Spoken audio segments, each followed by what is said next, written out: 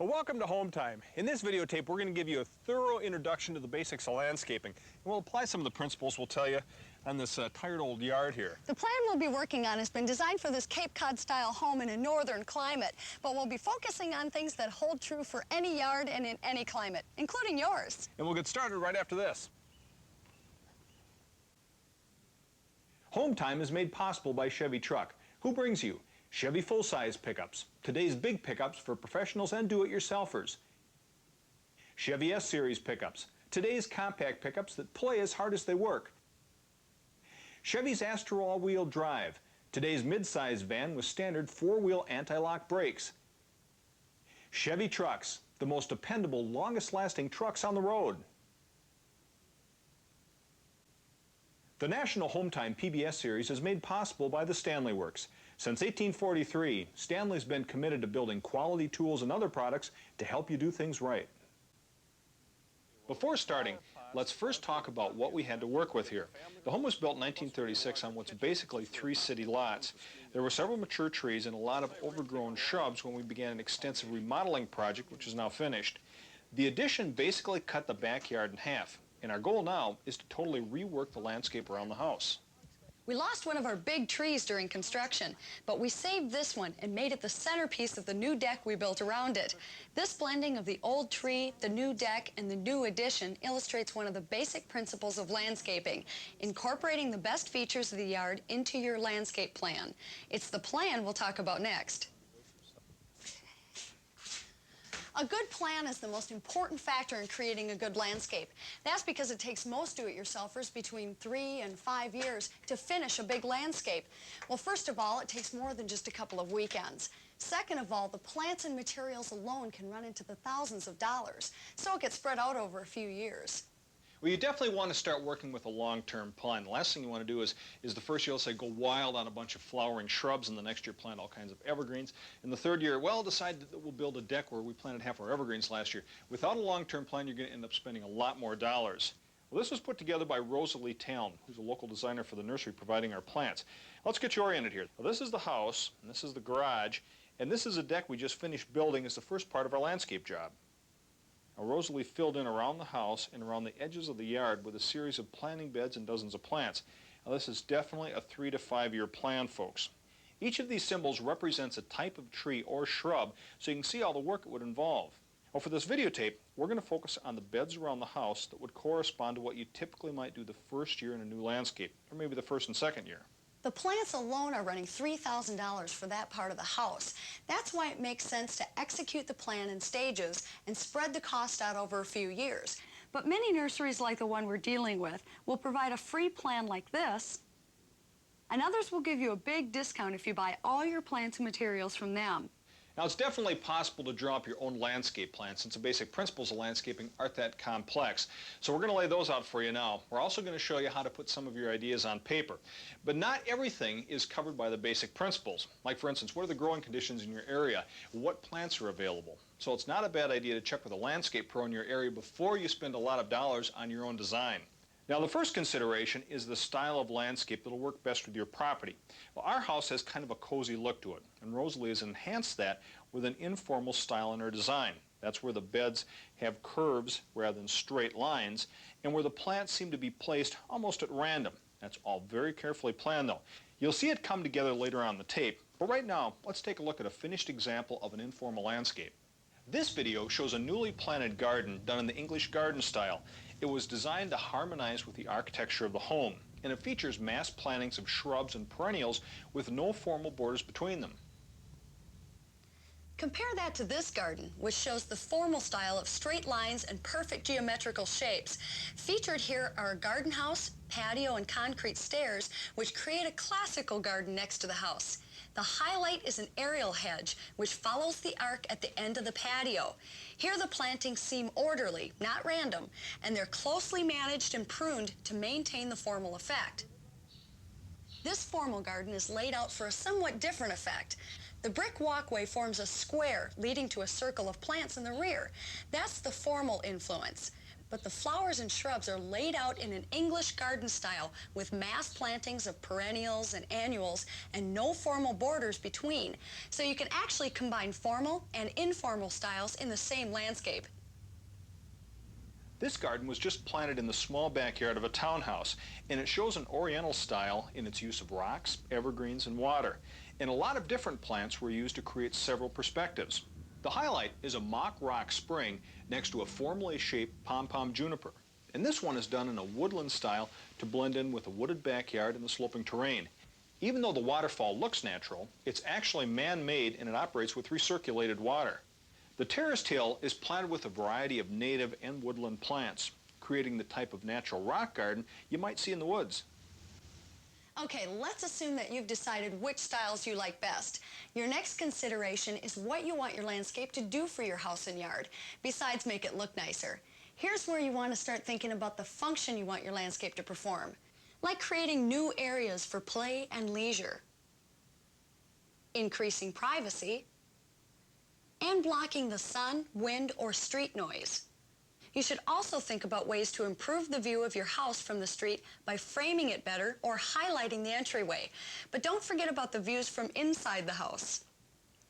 If you have large windows or French doors, think about how you can improve the views you now have through them.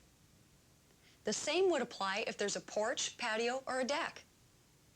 If there's no outdoor seating area, you might include one in your new plan and then work on the view you'd have from that area. Finally, check out the rest of your neighborhood and try to imagine how your ideas would blend in with the other yards. There's a certain value in keeping a visual continuity between the houses, so you might think twice about anything that's wildly different. In fact, you might want to incorporate some of your neighbors' ideas in your own yard to promote continuity. If you do that, then you'll be starting to think like a designer. But you also have to be thinking about some of the other materials that designers work with, the trees, shrubs, and flowers that actually make up the landscape. If you're going to plan your own landscape, you'll need a pretty good idea of which ones will work in your climate.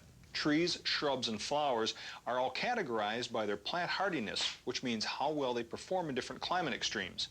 North America has been divided into 10 climatic zones in the plant hardiness zone map, put out by the U.S. Department of Agriculture, with Zone 1 the coldest and Zone 10 the warmest. National plant reference guides and nursery catalogs will list the plant hardiness by zone. So once you determine the climatic zone you live in, you can figure out which of the plants will thrive in your part of North America. Your local nurseries will, of course, stock plants that are hardy to your climate. And if they do carry any non-hardy plants, they'll alert you to the special care those plants need to survive in your climate.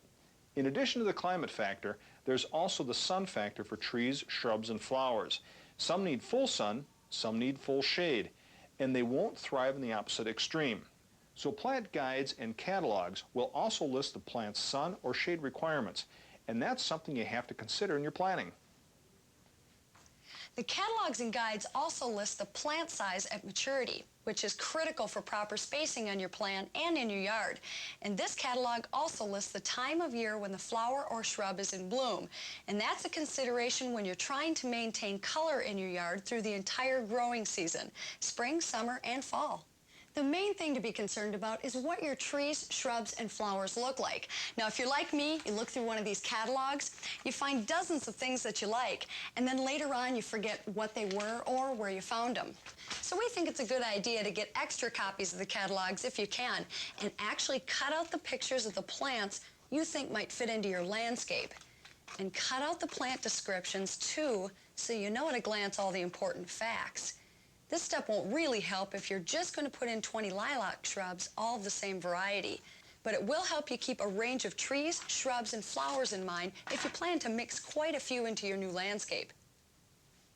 All right, we've got you thinking about landscape plants, styles, and functions. Now we want to turn those thoughts into a workable landscape plan.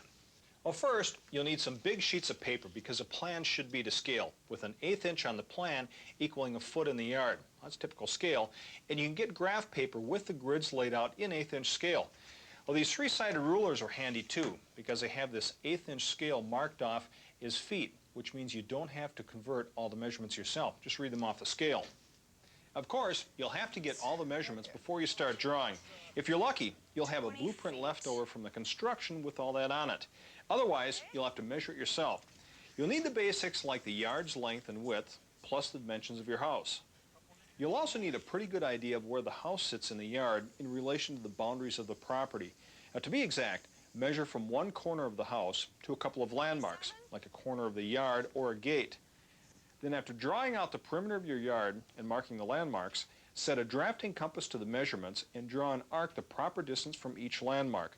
The corner of the house would be where the arcs cross, and you can measure out the rest of the house from there. That's kind of an involved technique which you don't need for every landmark in the yard, but you should be pretty close on any existing features that will impact your new landscape.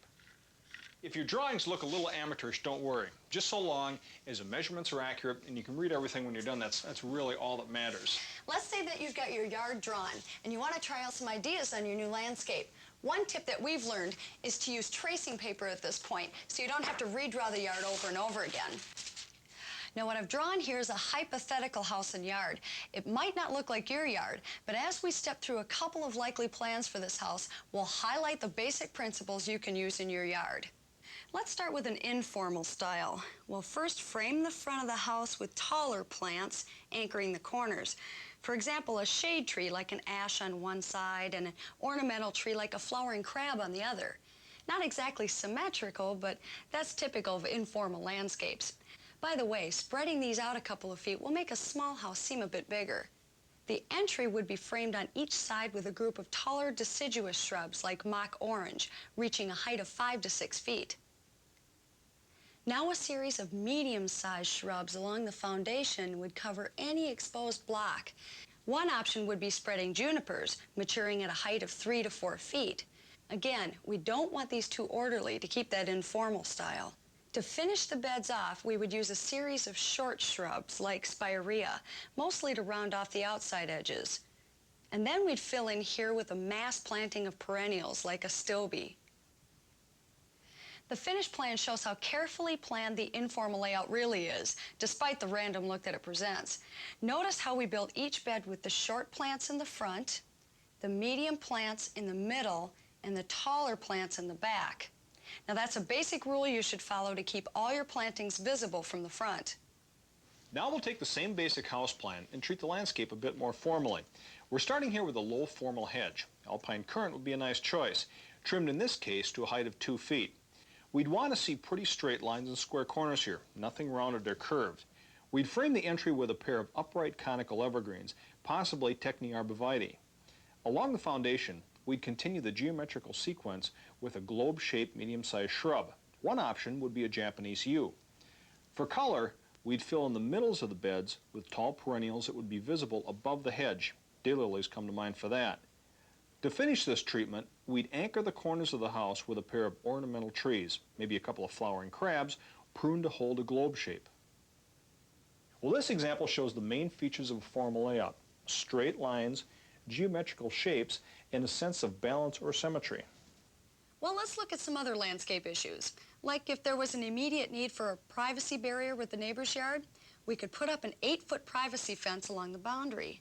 An alternative would be a hedge of tall shrubs like lilacs or arborvitae, but that would definitely take longer. A tall hedge like that would also be a way to soften a long, featureless wall on one side of the house. A row of evergreens on the north side of the house would provide a real nice wind barrier in the winter. And a few shade trees on the south side would eventually shade the house in the summer, but drop their leaves in the winter and let the sun warm the house. We're not landscape designers, so we're not saying like these are great plans or anything, not at all. We're just trying to give you an idea of what to think about as you start jotting down your landscape plans. So, I think we're ready to get to work.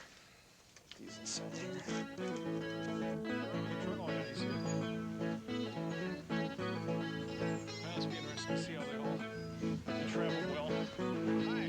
Yeah, this is the right house. We're looking for the plants. Yeah, I tell you what, you can probably just stay right here. We'll just take out a section of fence over here, if that's all right. There we go. Tell you what, let's just pop it back in here. Well, it never quite works out the way you planned. We figured we'd have our planting beds all ready to go, but with all the rain and stuff we had last week, we weren't able to do that. We ordered our trees and shrubs to be delivered today, and the good news is the truck's right on time. So we'll just have to start moving a little bit on getting those beds all set. But we're having the plants delivered on the south side side of the property, the north side of these trees where it stays shady and cool. But we'll keep them watered so they'll stay fine until we're ready to plant them. Yeah, Robin, you might want to grab the next one like this. Okay. Yeah, good. Nice. Maybe I'll let you handle this one. Yeah, all right. It looks pretty big. We're working with a nursery that distributes product in about a 4-state area. They tend to cater to folks like ourselves that are doing our own installation, although they can recommend installers in the general areas where they're delivering product.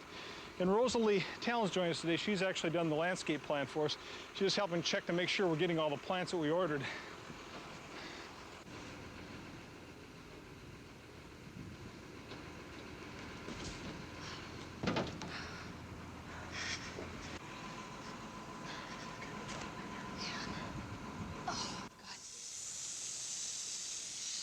It's a good idea to water the plants as soon as they come off the truck, and then again at least once or twice a day until they're planted.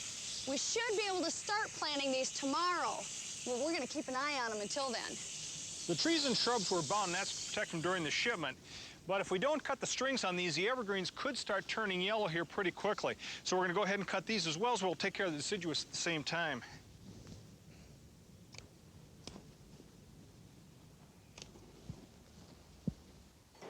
You found the loppers, huh? I'm going to grab this rake so it doesn't fall off. Yeah. I have the Great. chainsaw all gassed up, so. Well, the plants are all set and we're finally ready to start landscaping. Our basic plan is to lay out the planting beds and rip up the grass and put the plants in. But first we have to get rid of some tired old shrubs. Well, these shrubs here are about 30 or 40 years old, and you can see they haven't exactly improved with time. Now, plants like this are supposed to frame the house. These are too flat, they're out too far from the house, and they're just plain too scraggly looking. So really about the only choice we have is to rip them out.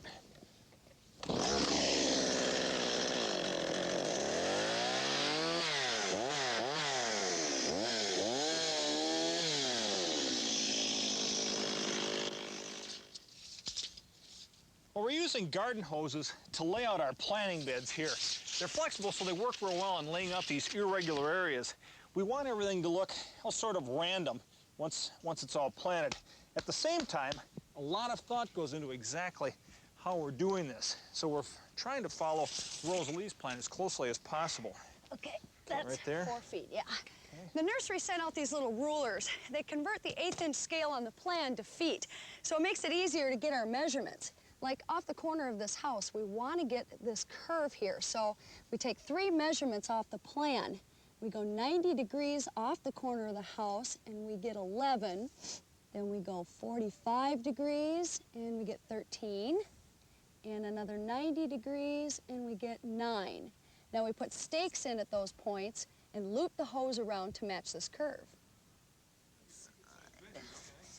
Yeah, I was thinking the same thing, but we've got a lot of stuff to put in it, so. Yeah. Okay. Should be pretty big. Well, that's true. Boy, it just looks kind of weird when you first start laying it out and see all the side you have to take up. Yeah. Don't you think? Well, just. Okay, tweak this one a little bit here. A little bit. Yeah. Right. There. More. It's not so. All right, how's this looking, do you think? Good.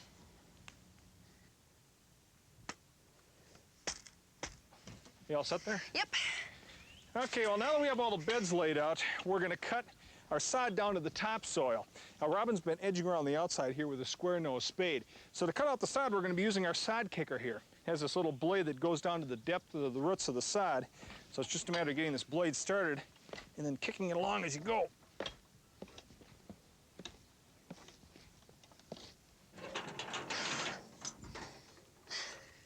Moist sod is heavy, so getting rid of it is the hardest part. Well, you can always use it to cover up some bare spots in your lawn, or you can put it in a compost pile. I knew this one guy, to save time, he just turned it upside down in the bed and then buried it about 6 inches.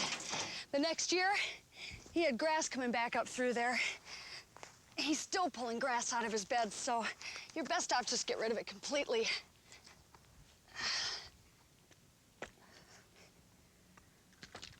You all done? Yeah, all set here. Now, a hose can get kicked around as you're laying it out here, so it's not a bad idea to spray in the line. then it's there for good. As I mentioned before, the side kicker is a pretty handy little item. With a little bit of luck, you should be able to find one of these at your local rental center.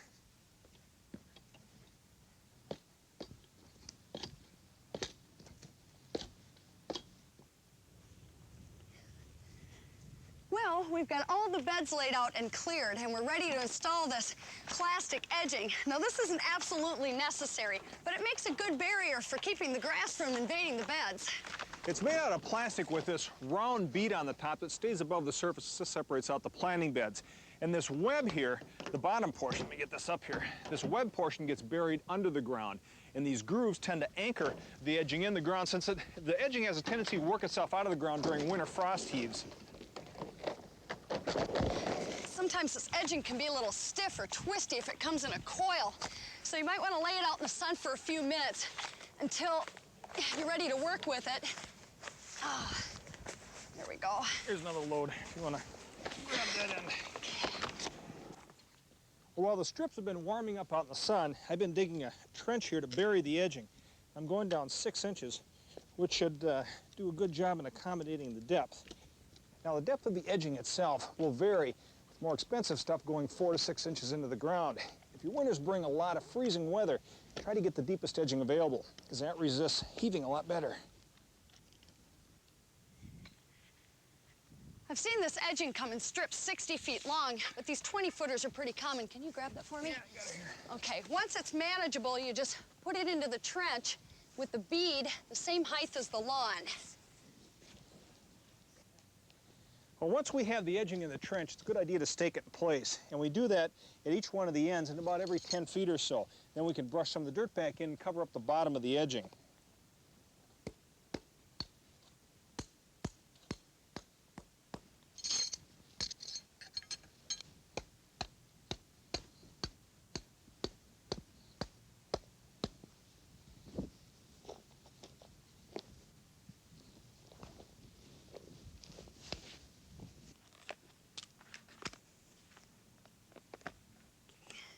These come with plastic connectors for splicing, but they can still separate after a couple of winters. So to strengthen the joints, we cut back the bead a few inches to allow us to double up the web.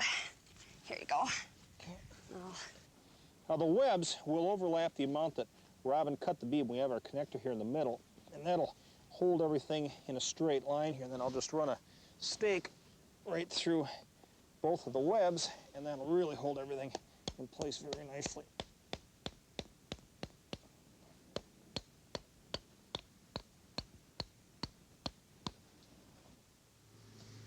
Well, we got all of our edging in, and we were able to fill in sod over in this empty area with some of the sod that we took out right over here. And now's a real good time to make any amendments to the soil in terms of drainage or chemical composition. I'll tell you, with what we're working here, we're going to be fine. Yeah, all we're doing is adding black dirt to build up the soil against the house and then slope it down away from the house. This keeps rainwater from pooling up against the foundation. With a big project like this, it's not a bad idea to have a couple yards of black dirt on hand. If you're stuck with some miserable-looking topsoil, you can improve it by adding some black dirt to it, compost, or peat moss, which is what we're going to need here. At this point, we're not figuring a lot of flowers, but in this bed, we're putting in a ground cover known as Pachysandra. Now, the nursery recommends that we first prepare the soil by mixing in about 4 inches of peat moss. Now, you don't want to work with this stuff in the wind, so I'll tell you, it'll be gone in no time. All we're going to do is just spread it around the dirt here, and we'll work it in with a rotor tiller. What it'll do is just keep the soil nice and loose so the roots of the ground cover can spread out real nicely and evenly.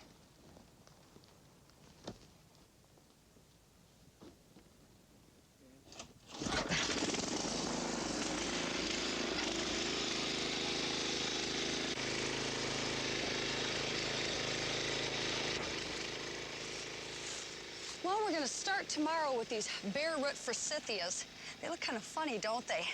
Well, they're actually shipped in a dormant state, but they're already kind of starting to leaf out. But we're going to put them in water overnight to help them break out of this just a little faster.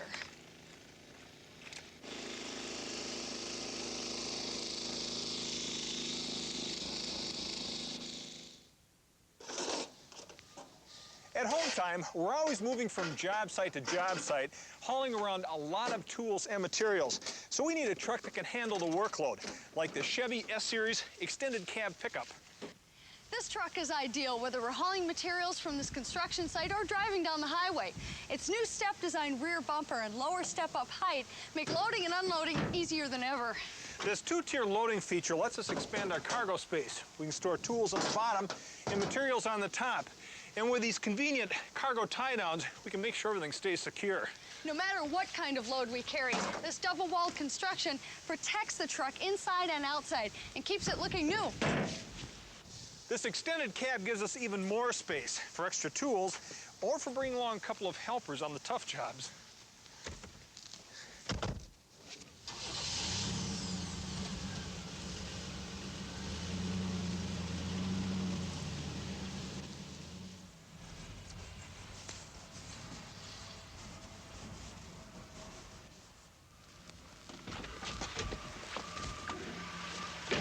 This Chevy full-size pickup 4x4 is another one of our favorites for do-it-yourself jobs.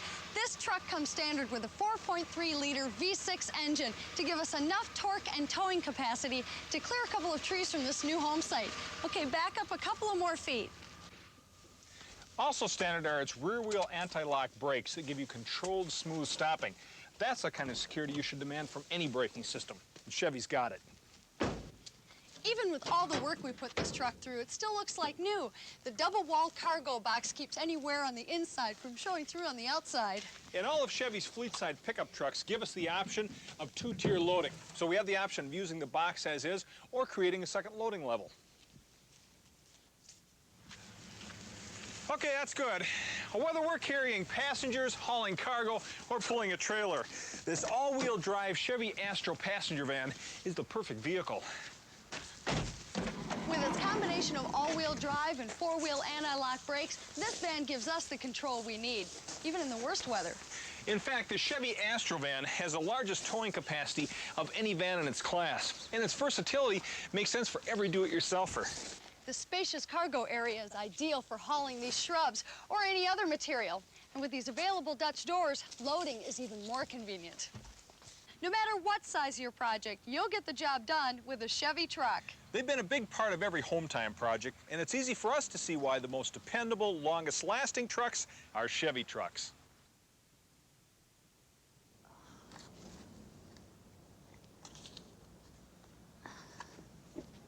Okay, I'll check out the depth on that thing. Got the first euonymus here. Yeah. Let's see. Yeah, we should be pretty close. I'm gonna give it a try. All right. So which way do you think is the best way on this thing? Probably that right side there, with all the leaves coming out. Okay, get this here. Oh, that looks good. Yeah, it really does look not too bad. Okay. Like so.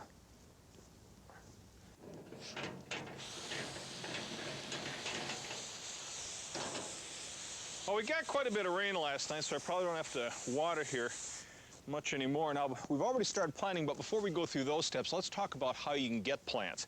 You can get them either balled and burlapped, you can get them container grown, or bare root.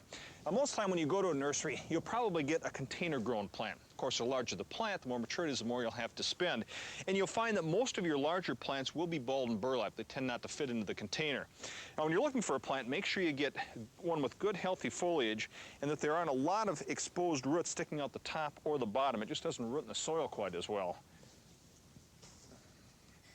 The balled and burlap form means that the root ball comes wrapped in burlap, and this is generally reserved for trees, but our nursery sends shrubs out in this form too. Now, you can't get too many of these in your car, but that's okay because they deliver all over the region. Plus, they come right out of the ground, so they're in really good shape. A lot of what our nursery ships is bare root product. What they do is they dig the plants out during the dormant season, and then they store it till the next growing season. Now, this is the cheapest way to ship, and so it's the cheapest way for the customer to get the product. Well, we only ordered these 10 forsythia in bare root, so we probably aren't saving quite as much as we could because you can knock off about 1/3 of the price by going bare root versus balled and burlap. But we want to be able to see some of the foliage as we're planting these, so that's why we ordered everything or mostly everything, container grown or balled and burlapped. For a side-by-side comparison, we had the nursery send the same plant out in each of its 3 forms. Now, these are all spirea shrubs at the same stage of growth. Now, the balled and burlapped branches do look stronger, but there's not as many leaves. The container version's got a lot of leaves, but the branches don't look quite as strong. Now, the bare root spirea, of course, is still dormant, so it's not going to look as good. But this plant costs about 1/3 less than the other 2. And to tell you the truth, if you planted them all right now, they're going to look all the same next year. Okay, let's see here. This is about 4 feet between there. About 2 feet in between each plant. And looks like about 1 foot to the sidewalk. The nursery we're working with recommends that we plant all the bare root stock here right off the bat, which is what we plan on doing. Although we did stick in this one euonymus here. It's a good idea on your beds to plant the big shrubs first and then work the smaller plants around those. So Robin's staking right now for the forsythia. This way we can kind of see how everything lays out. These are low-growing shrubs, which we're using as a hedge. They're pretty shade tolerant. We don't get much sun back here, so that's great. So are they all going to be this close together? Yeah, took the spacing right off the plan. Okay. Don't you trust me? Oh, I trust you. It's just that this is one thing you want to avoid, and especially when you're working with bare root stock, the plants are small and immature. Your temptation is to bunch everything real close together. What are those, about 2 feet on center? Yep, and 1 foot from the sidewalk. 1 foot from the sidewalk, huh? Yep. Well, 2 feet's right on the money. You're right on that one. Okay, I'll be darned. If you've never planted bare root shrubs before, then pay close attention, because they're different from planting any other form. First of all, you want to take a plant off the bundle, just one at a time, and then cover the rest back up so they don't dry out. And then before putting them in the hole, cut about 1/4 inch off the end of each root. And this is to promote new growth. You want the hole about 6 inches wider and 6 inches deeper than the roots themselves, so these holes aren't exactly going to be massive. You also want the crown of the plant, that's the area right where the roots start, to be right at the surface level. Okay, that should do it. As soon as you get the right depth, you want to make a mound of dirt on the bottom of the hole for the root mass to sit on. Now, it should be high enough so that the crown is just above ground level, or 2 to 4 inches higher if you're planning on having mulch. How's that?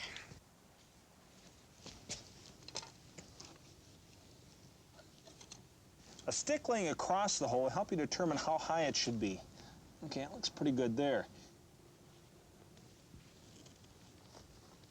Then you fill the hole halfway with soil.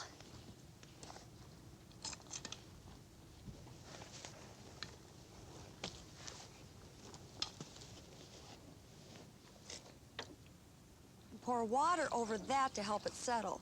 These are going to need a lot of water the first week. And this is just the first drink. Well, now's a good chance to reposition the plant and then bring in the rest of the soil and just place it nice and firmly up against the roots. And these are really the basic steps in planting bare root stock.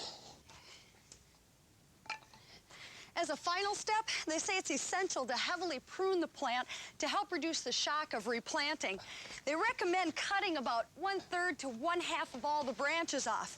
But since this plant is going to be pruned as a hedge, we'll wait until they're all planted and then prune them all at the same time.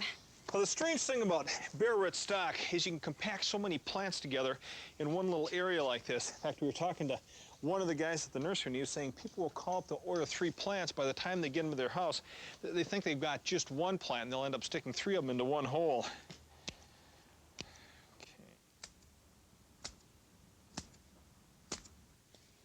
Okay, we've moved ahead and got all the forsythia planted. What I'm doing now is trimming them off as recommended. You want your hedges to be wider on the bottom than they are at the top, slanted on both sides, so you cut them at an angle. This promotes leaf growth throughout the entire plant. It makes a nice full hedge. Now, it doesn't look like we're doing much because the plants are so small, but it's good to start training a hedge right off the bat.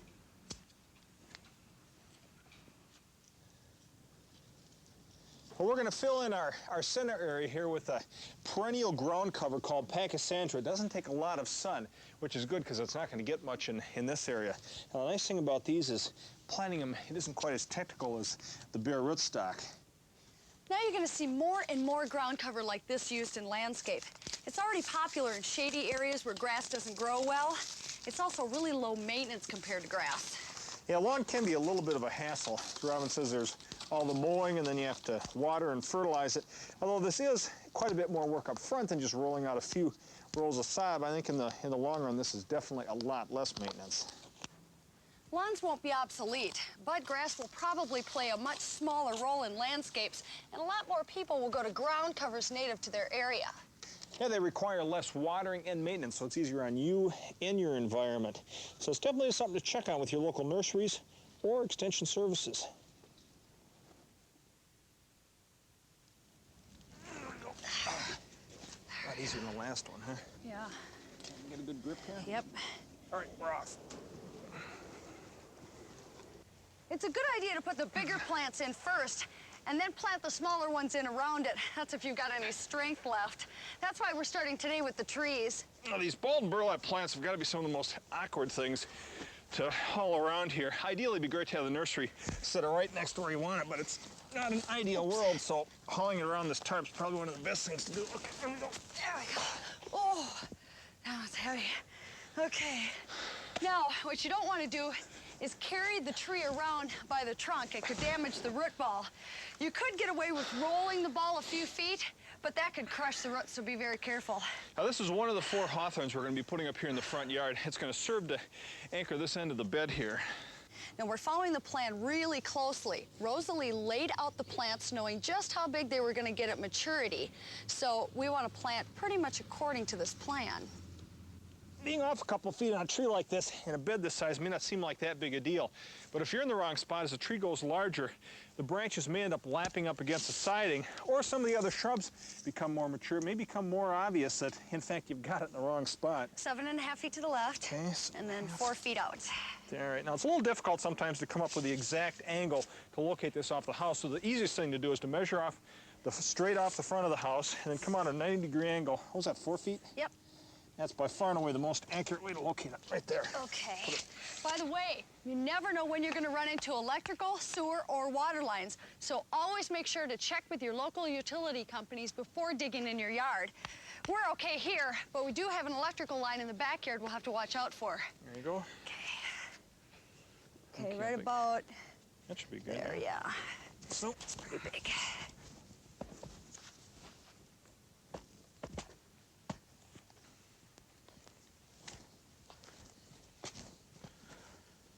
I'll take a quick measurement here. Okay. We've heard a lot of different suggestions on how big to dig the hole for trees. Now, the nursery sent along these instructions, which should be pretty accurate because they guarantee their plants 100%. They recommend digging the hole 6 inches wider than the root ball. For the depth, they say that the top of the root ball should be 3 to 4 inches above ground level if you're adding mulch. If not, it should be just a little higher than ground level. Now, you really don't want to eyeball these things. What you can do is take a board, lay that across the hole, and then measure down from it. Okay, what do we got here? 9.5. Yeah, the last thing you want to do is dig the hole, throw the ball in, and then find out that it isn't quite deep enough. It can be a little difficult to get back out. You want to help me muscle this thing in? Oh, sure. Okay. Just, oh boy, have to get underneath that a little bit more. Okay, here. There we go. Boy, those spines are sharp, Yeah, aren't here. Okay, here. Go. they? Make sure it's straight. Does that look straight or Not looks quite. a little crooked? Okay. The burlap's biodegradable, so you can actually leave it on after planting, except on the top. You should pull it back there to expose the surface and fold the burlap down the sides. Otherwise, it'll wick moisture away from the ball. Now, you just start filling up the hole here with dirt about halfway up the root ball.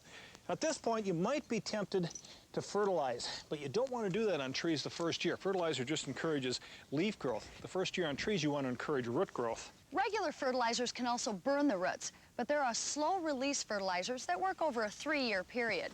The nursery sells them in these packets, and they're developed by the University of Wisconsin, and you just throw them right into the planting hole. Now, that's if you're concerned about your soil's nutrients, but we're not. Ours is fine.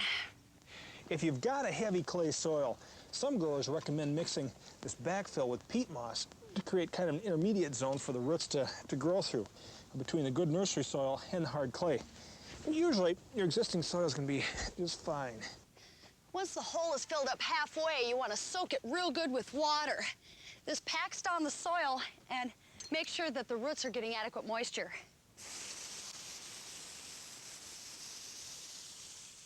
And to remove any air pockets, just jab the hose in and out of the soil around the root ball.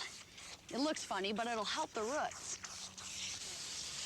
Now at this point, if things are looking a little lopsided, you can do some adjustment, but actually this looks pretty good, so just fill in the rest of the dirt.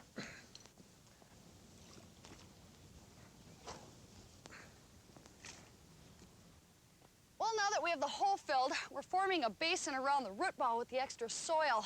This will pool water over the root ball, which needs a lot of moisture the first week. Once the basin's all set, then you can water it to soak the root ball real well. You don't have to worry about overwatering the first week. If anything, you have to worry about not getting enough moisture. Well, now that you have an idea of how to plant a balled and burlap tree, we've got about 6 more to put in. So I'm going to go ahead and measure those, and then we can dig them.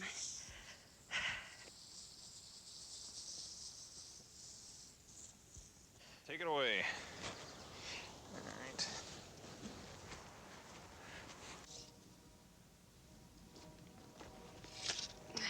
Okay. There you go. Go about that distance right there. Ooh, a little bit easier to dig, huh? Yeah. All right, so you tell me how level that thing is. All right. It's got to come up this Back way. that way. Okay. Oh, boy. Here we go. Now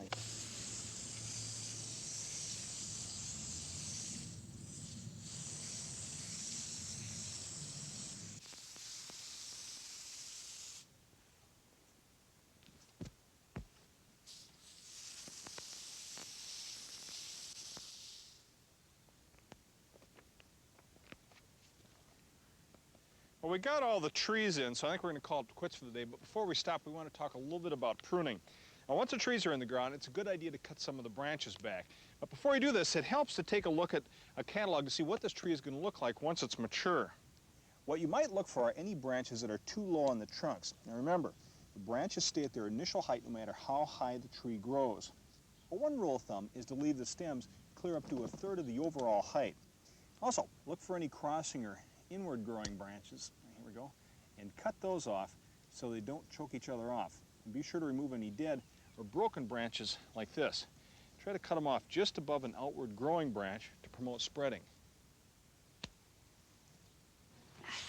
As we said earlier, we're going to keep these trees well watered during the next week. And before we call it a day, we're also going to give the shrubs a good soak. We're going to start planting those tomorrow. Pruning bald and burlap trees isn't mandatory, but by thinning out some of the branches and improving the overall shape, it will help the tree's appearance. Plus, then the roots can concentrate their nourishment on areas where you'd really like to see the tree grow.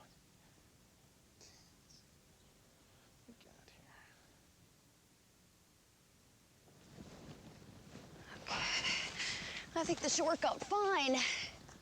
See, are those a little close together? Did we have this discussion the other day? Well, I just don't want to get them too crowded. Well, this is just what Rosalie had on the plan. Besides, I think they look kind of lost and alone if they're too far apart. Yeah, I can't argue with that. Plus, I suppose we can always prune them back if they start looking a little too tight together here. Right. We think it's a good idea to try out your plan before you actually start to do any digging. Just place the plants in the beds where they're supposed to go. Now, this is also a good technique if you're just working with a few plants and not a big plan. It gives you a good idea of how everything's going to look all together. True, but you want to think ahead a few years to what your plants are going to look like as soon as they mature. Like here up against the house, we don't want our foundation plantings to get too tall because of these low windows. These intermedia yews can get 3 to 5 feet tall, but they respond well to shearing, so we can keep them cut as low as we want. Well, one of the basic principles of landscaping is you put the tall shrubs in the back and the shorter ones in the front. Now, this isn't real difficult to understand. At the same time, it may be a little difficult to see exactly what we're doing here because these plants are still relatively immature.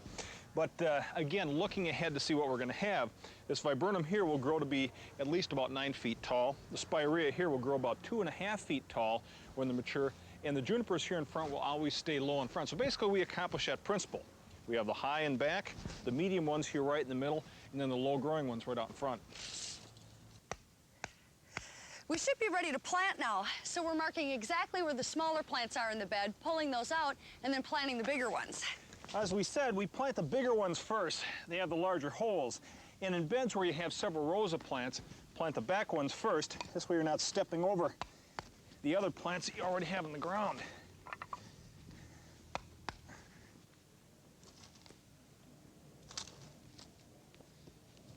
Okay, want to check that for me? That's a lot closer. The steps involved in planting a balled and burlap shrub are basically the same as what we told you yesterday for planting trees, starting with the hole being 6 inches wider than the ball. And where the ball sits in the hole depends on whether or not you're going to mulch. In this area, we're going to be putting in 4 inches of mulch. So when everything's all said and done, we want the top of the mulch to be level with the top of the root ball. How does that look? Pretty good. Let me get my hair. Is it leaning too much?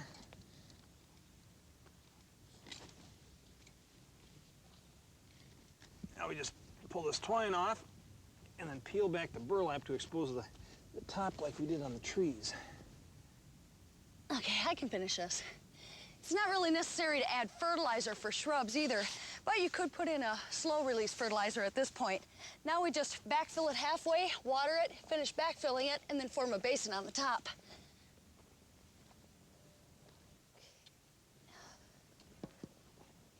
Well, that's good enough. You don't have to spend that much time getting a perfect basin, believe me. So now I'm ready for some water. We'll be pruning the shrubs just like we did the trees, but we'll wait until everything's in the ground. The next thing to go in now are these spirea. These are container grown, but digging the hole is the same as doing the balled and burlap. You want it 6 inches wider than the container, at a depth that leaves the surface of the root ball just a little higher than the finished surface of the bed.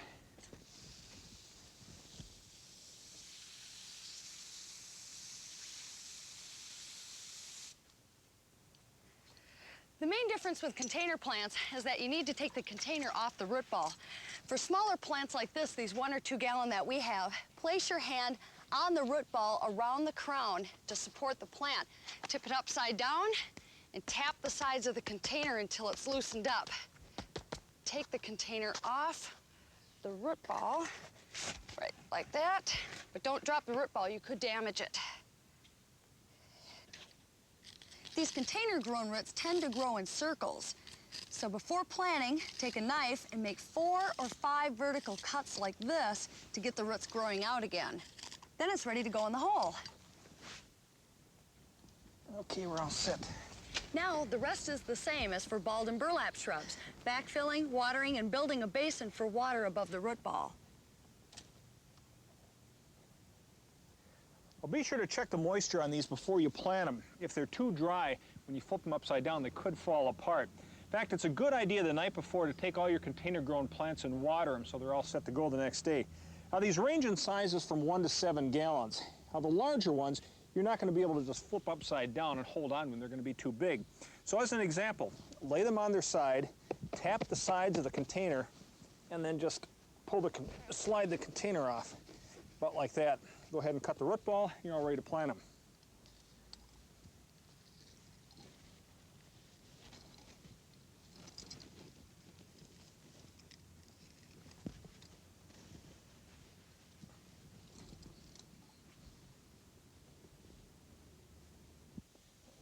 Now we'll be finishing off this corner of our bed with these junipers. Now, one word of caution working with these evergreens is they can cause irritation to your skin. Some people actually break out in a rash. So working with gloves and a long sleeve shirt's a pretty good idea. What about these hawthorns? I'd hate to get nailed by one of those. I gotta watch out for those too. We've been talking a lot about specific varieties that we're planting here, but we don't want to make any recommendations. This landscape is designed to survive an upper Midwest winter. A lot of these plants wouldn't survive a southern climate. And that's mainly because we use a lot of evergreens to give us color during the winter months. Now, if you live in a southern climate, you probably want to feature flowering shrubs like azaleas or oleanders. If you're in a drier climate, you probably want to work with plants indigenous to that area like mesquite or cactus. Plants vary by region, but the design principles are the same everywhere, like using plants to frame a house. And you'll see how our landscape does that later as we finish the front of this house. Well, we pretty much wrapped up this bed here. We're just kind of moving down the line. Now, trust me, once you get some of your bigger plants in, the order you put the rest of them in really isn't that important. We've got these 4 intermediate yews in the front covering the foundation. These are evergreens just like the junipers, and what I like about them is the variation in color. So if you're going to use a lot of evergreens, it's nice to work in the lighter greens with the darker ones. When you're working with deciduous plants, there's a lot of different greens to choose from. Now, one tip that our landscape designer gave us is not only work with some of the taller shrubs in the back, but also some of the darker ones. In front, not only short ones, but lighter. So we have these light-colored spirea in front that contrast real nice with the darker color yews in the back.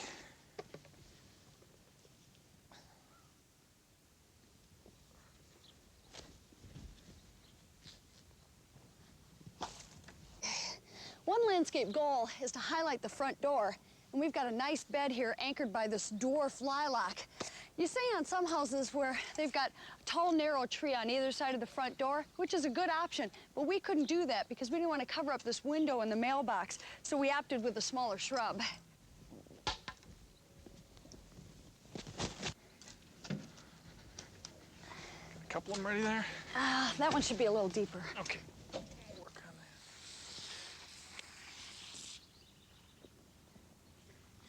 Well, we finished planting in the front. Now we're giving our new plants a good soak and a little pruning. Well, watering is absolutely essential to new plants. As we mentioned before, you don't have to worry about overwatering the first week. But then after that first week, you should back off a little bit because too much water after that point could get to be a bit of a problem. Now, we talked about this on trees, but the same goes for shrubs.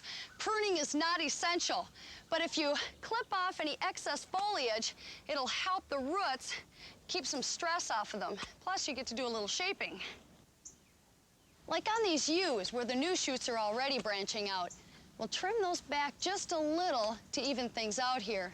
Any cut promotes new growth, and we're cutting a few inches above the main foliage to encourage new growth in the center of the plant. Well, tomorrow we'll start working on the other side of the yard, but before we do that, let's take a look at what we've got. Now, you notice that we have our taller shrubs on either side of the house, the shorter ones in the middle. It tends to draw your focus more toward the front door. I think Rosalie's also done a real nice job in creating a sense of continuity. On one side of the steps, she primarily has yews. On the other side, there's a lot more spirea, but still she has a few of each on either side to kind of blend them together, again, creating that sense of continuity and balance.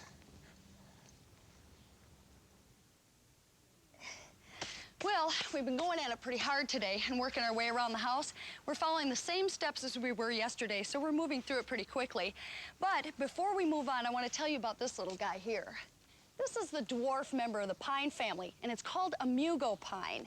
They grow 3 to 8 feet tall, but it doesn't grow upright. It keeps this mounded form, so it's really more of a pine shrub than a pine tree. Also, over in this corner is another shrub version of a popular tree known as a compact Janella maple.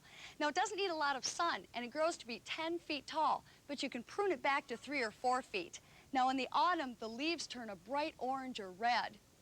Now, I'm not saying that all these plants are going to work well in your yard or in your climate, because they won't.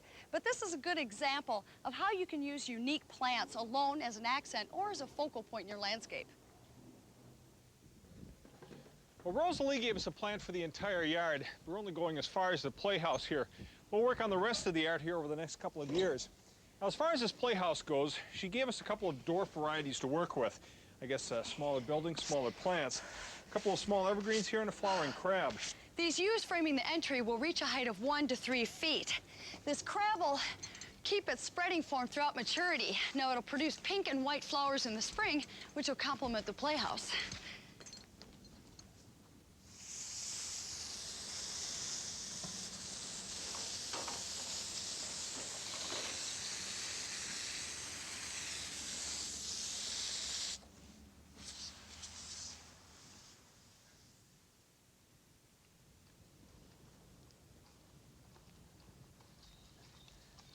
Well, we planted all of our shrubs yesterday. Now we just have a couple of things left to do.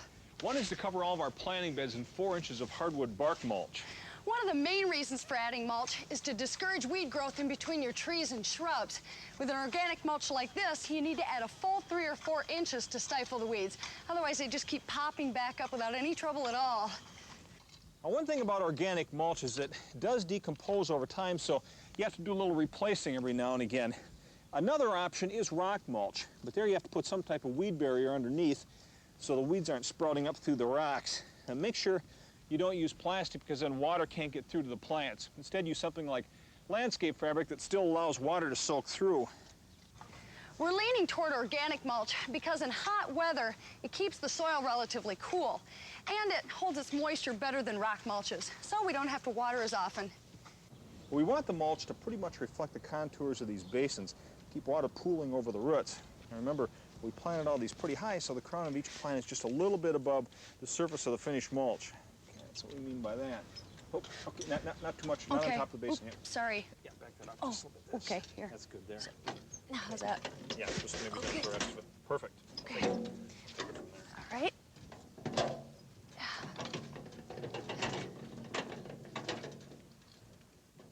you go.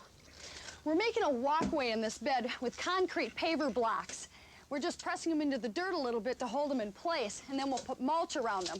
It's not the most permanent walkway, but it matches the informal style we have here. Yeah, this area here doesn't get much sun, so it's going to be real difficult to grow grass. So we just kind of turn the whole area into plantings with buckthorns, yews, and a few hostas. Ready for the next one? Yep. There we go. Okay, what do you think? Keep going straight pretty much, right? Probably. Okay.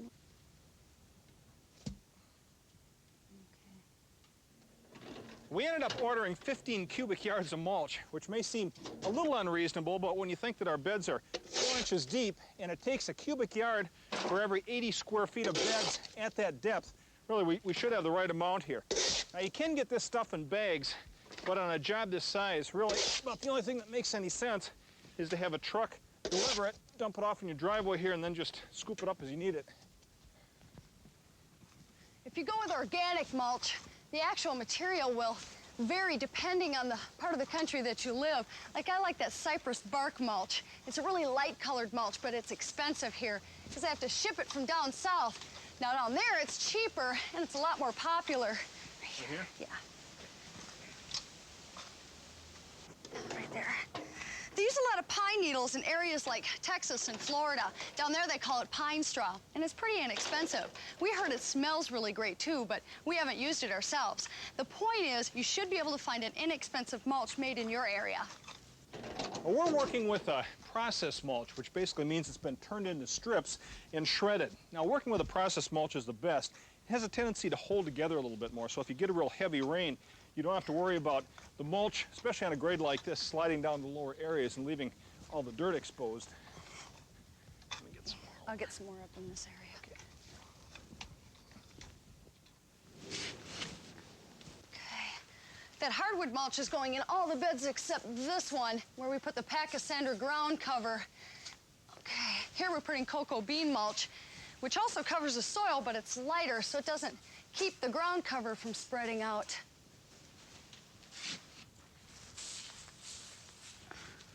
As you might have guessed, cocoa beans are not native to this area, so it does have to be imported.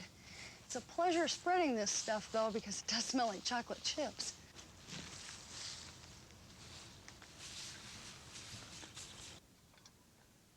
Well, we're just about done with our mulch here. Now, what I'd like to do is show you some of the things we've done back here to illustrate some of the goals of landscaping.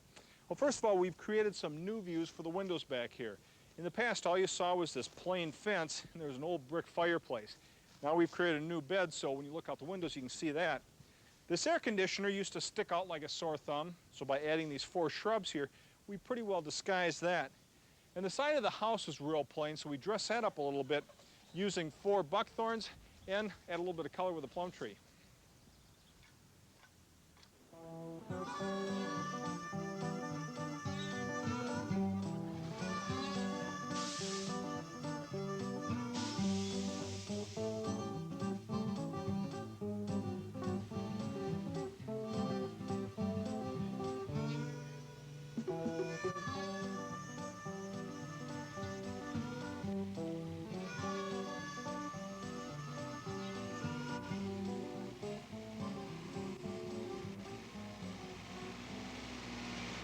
Well, I have to admit, we get a little impatient thinking about planting grass seed here. So once we were done with the mulching, what we decided to do is order up some sod and just fill in between the beds with that. A little instant gratification there. We laid out black dirt over the heavy clay to give the grass roots something to take a hold of. The guy said it'd only take about an hour to lay this out.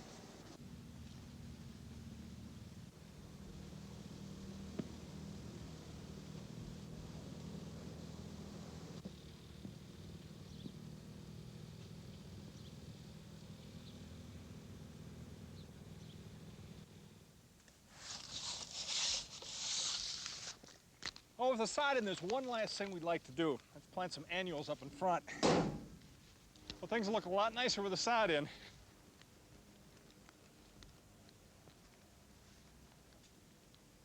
Before the shrubs grow out, we're going to have some fairly open-looking beds. So adding clumps of annual flowers is one way that landscapers dress up the beds for the first few years. So we're adding some geraniums, petunias, and begonias in front of these yews here. Planting these is pretty easy. You just dig a hole the size of the root ball, put it in, and cover it up.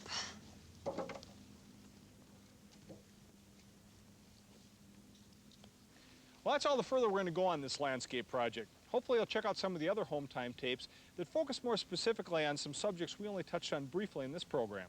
Our tape on flower gardening will give you a lot more information on planting annuals, perennials, and roses and maintaining them all summer long. And for more information on renewing older shrubs and the techniques for pruning, check out our tape on trees and shrubs.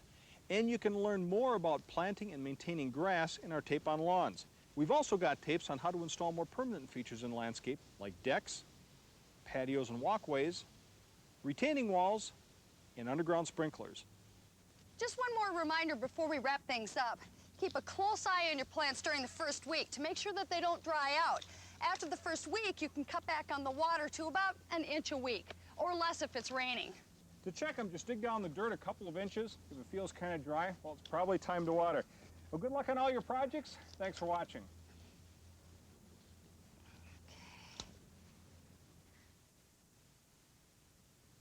Hometime is made possible by Chevy Truck, who brings you Chevy full-size pickups, today's big pickups for professionals and do-it-yourselfers. Chevy S-Series pickups, today's compact pickups that play as hard as they work. Chevy's Astro all-wheel drive, today's mid-size van with standard four-wheel anti-lock brakes. Chevy trucks, the most dependable, longest-lasting trucks on the road. The National Hometime PBS series is made possible by the Stanley Works. Since 1843, Stanley's been committed to building quality tools and other products to help you do things right.